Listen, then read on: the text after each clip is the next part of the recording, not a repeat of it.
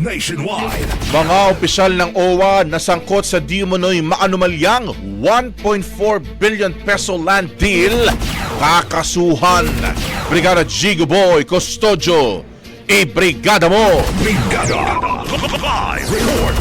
Naglabas na ng opisyal na pahayag si DMW Secretary Hans Leo Kakdak tungkol sa pagkakasibak sa tungkulin ni dating OWA Administrator Arnel Ignacio kaugnay ng questionableng pagbili ng lupa na nagkakahalaga ng 1.4 billion pesos nang walang pahintulot ng OWA Board of Trustees. Ayon kay Kakdak, may 6 na seryosong paglabag sa proseso.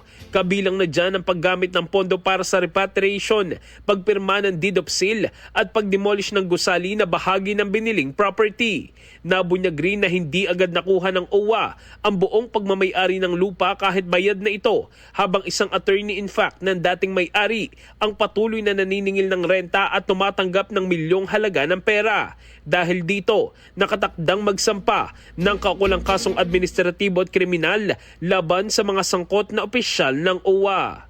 In the heart of changing lives, ako si Brigada Jigo Custodio ng 105.1 Brigada News of Manila, the Music and News Authority. Brigada Balita Nationwide. Ang bahaging ito ay hatid sa atin ng Fast Relax. Tanggal ang sakit, ora mismo.